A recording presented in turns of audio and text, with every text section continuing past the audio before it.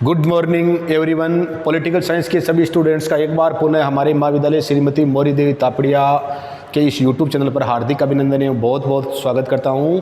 अभी भी अगर किसी भी स्टूडेंट ने हमारे महाविद्यालय के इस यूट्यूब चैनल को सब्सक्राइब नहीं किया है तो सब्सक्राइब कर लो, क्योंकि यहां पर जो रोज़ ऑनलाइन क्लासें होती है उनकी आपको अपडेट मिलती रहे और आप अपनी यूनिवर्सिटी जो एग्ज़ाम है उसकी प्रिपरेशन है वो अनवरत जारी रख सके। और जो फाइनल ईयर के स्टूडेंट है वो ये मत सोचना कि हमारे को इस बार प्रमोट कर दिया जाएगा। इस बार आपकी परीक्षा होगी, क्योंकि लगातार 2 वर्ष तक किसी को भी प्रमोट करने का नियम यूजीसी का नहीं है, इसलिए अपनी तैयारी अनवरत जारी रखनी है। हम जो हमारी बीए फाइनल ईयर है पॉलिटिकल साइंस में अंतर्राष्ट्रीय संबंध इंटरनेशनल रिलेशन में हम राष्ट्रीय शक्ति की विशेषताएं, पिछले में हमने राष्ट्रीय शक्ति का अर्थ मीनिंग पढ़ी थी, आज हम राष्ट्रीय शक्ति की विशेषताएं, राष्ट्रीय जो शक्ति है इसकी विशेषताएं क्या है इसके बारे में हम अध्ययन करेंगे। तो राष्ट्रीय शक्ति है वो क्या है? यथार्थवादी अवधारणा है। पूछ ले कि राष्ट्रीय शक्ति क्या है तो राष्ट्रीय शक्ति क्या है? यथार्थवादी, मतलब वास्तविक की बात करती है।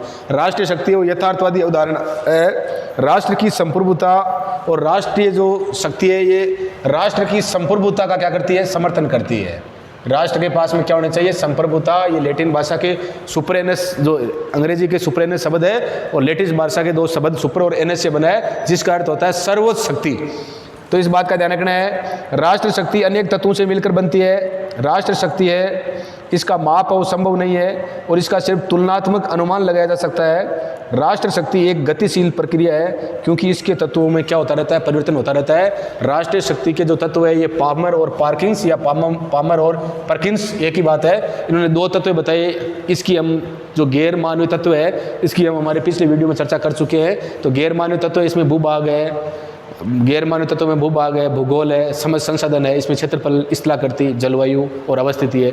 दूसरा है मानवीय जनसंख्या, विचारधारा और तकनीक है। और तकनीक में ये सारी आती है। औद्योगिक है, परमाणु है, सूचना और अंतरिक्ष है, रक्षा में सैन्य और ऊर्जा। तो इस प्रकार ध्यान रखना है। राष्ट्र शक्ति के जो तत्व है, पामर और पर्किंस ने 2 तत्व बताए। एक गैर मानवीय में सारे आते हैं भूभाग, भूगोल, समझ संसाधन, क्षेत्रफल, स्थलाकृति, जलवायु और अवस्थिति। और मानवीय में जनसंख्या, विचारधारा और तकनीक में औद्योगिक तकनीक है, परमाणु तकनीक है, सूचना और अंतरिक्ष तकनीक है, रक्षा तकनीक है और सैन्य ऊर्जा तकनीक है। तो इसके बारे में हमने जो ये भूगोल है, क्षेत्रफल है, स्थलाकृति है, जलवायु है, अवस्थिति, इनके बारे में हम अध्ययन कर चुके हैं। अब आज हम जो ये मानवीय तत्व है इसके बारे में अध्ययन करेंगे। और मानवीय तत्व में जो जनसंख्या है अब इसके बारे में करेंगे। तो जनसंख्या, अधिक जनसंख्या निवास कर सकती है। जनसंख्या है कोई राज्य की, जो जैसे विश्व में सबसे अधिक जनसंख्या किसकी है? चीन की है। 2 नंबर पर किसकी है? भारत की है। तो कोई देश है, कुछ देश है वो छोटे भी होते हैं, कुछ की जनसंख्या बहुत ज़्यादा होती है। तो युद्ध के समय जिस देश की जनसंख्या अधिक होती है वो देश युद्ध के समय उसके क्या है? कोई समस्या नहीं होती, क्योंकि उनको पता है कि हमारे पास जनसंख्या बहुत ज़्यादा है। तो जनसंख्या है, जनसंख्या सभी विश्व में कुछ देश ऐसे हैं जिनकी जनसंख्या ज़्यादा है, जो कुछ देश है उनकी जनसंख्या क्या है? कम है। दूसरा है तो जनसंख्या है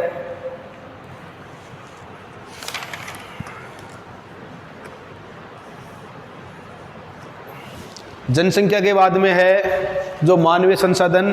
और मानवीय जो संसाधन है इसमें है, मानवीय संसाधन का मतलब क्या होता है? विज्ञान का व्यवहारिक प्रयोग। मानवीय संसाधन या तकनीक का अर्थ क्या होता है? विज्ञान का व्यवहारिक प्रयोग। विज्ञान का व्यवहारिक प्रयोग को क्या कहते हैं? तकनीक कहते हैं। इस बात का ध्यान रखना है। तकनीक है तो तकनीक किसे कहते हैं? तकनीक विज्ञान का व्यवहारिक प्रयोग है वो तकनीक कहलाता है। और जो तकनीक है, तकनीक औद्योगिक तकनीक। अब औद्योगिक तकनीक है, औद्योगिक तकनीक में सबसे शक्तिशाली देश कौन सा है? जापान है। आज जापान है वो, उसके पास औद्योगिक तकनीक है, वहाँ पर उद्योग धंधे ज़्यादा है, कच्चे माल का वो खरीद करता है। और इसके कारण आज तकनीकी, औद्योगिक तकनीक की वजह से जापान दुनिया का क्या है? शक्तिशाली राष्ट्र है। सबसे शक्तिशाली अगर औद्योगिक तकनीक का पूछ ले तो शक्तिशाली राष्ट्र कौन सा है? जापान है। औद्योगिक तकनीक से संपन्न राष्ट्र है वो महाशक्ति बनता है। जापान के महाशक्ति बनने का कारण औद्योगिक जो संपन्न है यही है, और औद्योगिक जो संपन्न जापान है ही है। दूसरा हमने परमाणु तकनीक। जिन देशों के पास परमाणु तकनीक है वो देश भी परमाणु तकनीक ऊर्जा व रक्षा दोनों क्षेत्र में प्रयोग जो परमाणु तकनीक है इसका ऊर्जा और रक्षा, परमाणु तकनीक है इसका ऊर्जा और रक्षा दोनों क्षेत्रों में इसका क्या किया जाता है, प्रयोग किया जाता है।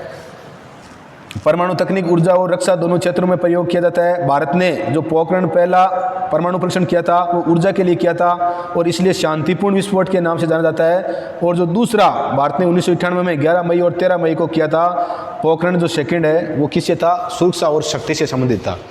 तो ये पहला औद्योगिक पढ़ा, दूसरा हमने परमाणु तकनीक पढ़ा। रक्षा तकनीक, भारत द्वारा जो रक्षा तकनीक है,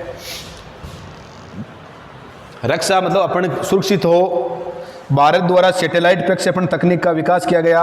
रूस की सहायता से भारत इजराइल से इलेक्ट्रॉनिक युद्ध प्रणाली राडार में सहायता प्राप्त करता है। और भारत ने मुख्य रूप से 3 प्रकार के जो सैटेलाइट ASLV है, PSLV है, ASLV है, PSLV है, GSLV है, इनको क्या किया है, लॉन्च किया है ताकि रक्षा के क्षेत्र में भारत क्या हो, मजबूत हो। अब तीसरा अहम जनसंख्या है। जनसंख्या और जनसंख्या के बारे में, जनसंख्या अधिक होने पर अधिक सैन्य शक्ति व श्रम शक्ति का निर्माण। जनसंख्या अगर किसी राष्ट्र की अधिक होगी तो अधिक सैन्य, हमारे पास सेना क्या हो सकती है, अधिक हो सकती है। और हमारी श्रम शक्ति भी क्या हो सकती है, अधिक हो सकती है, क्योंकि हमारे पास क्या जनसंख्या ज़्यादा है। और ये मैं बता चुका हूँ सबसे अधिक जनसंख्या चीन की और उसके बाद में किसकी है, भारत की है। अन्य बातों के समान रहने पर जनसंख्या में वृद्धि होती है तो राष्ट्र महाशक्ति बनता है। माओ ने भी जनसंख्या को राष्ट्र शक्ति का महत्वपूर्ण तत्व मानता है। माओ चीन का था और माओ ने कहा था कि जो जनसंख्या है, जिस देश के पास जनसंख्या अधिक है वो देश ही क्या है, महाशक्ति बनता है, या वो देश ही क्या है, शक्तिशाली बनता है। अगला है विचारधारा। चीन व सोवियत संघ के महाशक्ति बनने का मुख्य कारण विचारधारा ये है। चीन वह सोवियत संघ दुनिया में आज ताकतवर है, इसका कारण क्या, विचारधारा। और विचारधारा कौन सी है, साम्यवादी विचारधारा। साम्यवादी विचारधारा की वजह से चीन और सोवियत संघ वो क्या है, ताकतवर या महाशक्ति के रूप में उभरे हैं। बर्ट्रैंड रसेल ने अपनी पुस्तक, बर्ट्रैंड रसेल है, बर्ट्रैंड रसेल या रसेल, इसने अपनी पुस्तक है ऑन पावर। कौन सी पुस्तक है, ऑन पावर।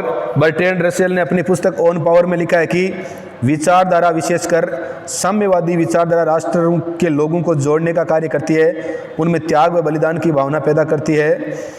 और शेलिंगर एक विचारक है राजनीतिक, शेलिंगर ने कहा है कि सोवियत संघ के विघटन के बाद विचारधारा का महत्व कम हो गया है, परंतु 2000 के बाद, सन 2000 के बाद लैटिन अमेरिकी देशों में लोकतांत्रिक समाजवाद की सरकारों का गठन हुआ है। और इसे जो दक्षिण अमेरिका में जो लोकतांत्रिक समाजवाद की सरकारों का जो गठन हुआ है उन्हें किस नाम से जाना जाता है, गुलाबी लहर। गुलाबी लहर, पूछ ले गुलाबी लहर क्या है, तो लैटिन अमेरिकी या दक्षिणी अमेरिकी महाद्वीप के जिन देशों में लोकतांत्रिक समाजवादी सरकारों का निर्माण हुआ उसे क्या कहते हैं, गुलाबी लहर कहते हैं। इसके बाद पुनः इस विचारधारा का महत्व बढ़ गया है।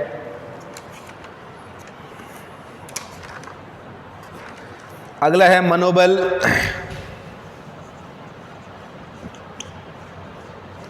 मनोबल कार्य करने का उत्साह, मनोबल नेतृत्व प्रदान करता है। उदाहरण, मनोबल आर्थिक व युद्ध दोनों क्षेत्रों में महत्वपूर्ण होता है। मनोबल है वो युद्ध व आर्थिक क्षेत्र, मनोबल युद्ध व आर्थिक क्षेत्र दोनों में क्या होता है, महत्वपूर्ण होता है। जिस व्यक्ति में उत्साह होता है, जिस व्यक्ति का मनोबल उच्च होता है कि मैं ये काम कार्य करने की क्षमता अधिक होती है उस व्यक्ति में, तो मनोबल। छठा है संस्कृति।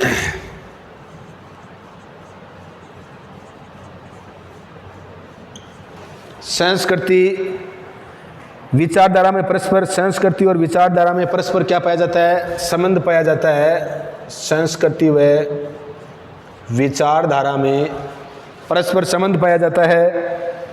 कठोर व साम्यवादी राष्ट्रों में संस्कृति राष्ट्रीय शक्ति में महत्वपूर्ण भूमिका निभाती है। मनोवैज्ञानिक राजनीतिक शाखा रॉबर्ट विनर है। मनोवैज्ञानिक राजनीतिक शाखा का कौन है,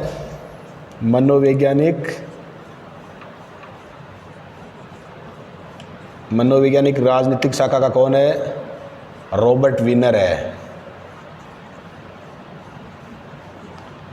मनोवैज्ञानिक राजनीतिक शाखा का जो प्रवर्तक है वो कौन है? रॉबर्ट विनर है। उसने कहा है कि किसी नेता के व्यक्तित्व का अध्ययन कर उसकी विदेश नीति का विश्लेषण अंतर्राष्ट्रीय राजनीति में किया जाता है।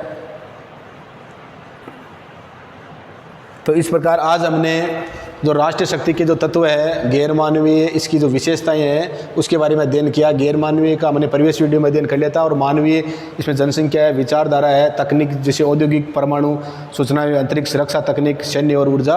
और गुलाबी लहर, गुलाबी लहर का मतलब यही है दक्षिणी अमेरिकी महाद्वीप में जो द्वितीय विश्व युद्ध के बाद में जो 9 स्वतंत्र देश स्वतंत्र हुए उनमें लोकतांत्रिक जो समाजवादी सरकारों की स्थापना हुई है उसे क्या कहते हैं? गुलाबी लहर कहते हैं। और बर्ट्रैंड रसेल की पुस्तक का नाम क्या है? ऑन पावर है। और मनोवैज्ञानिक राजनीतिक शाखा का जो प्रतिपादक कौन है? रॉबर्ट विनर है। तो इसमें याद कर लेना और नोट्स बना लेना।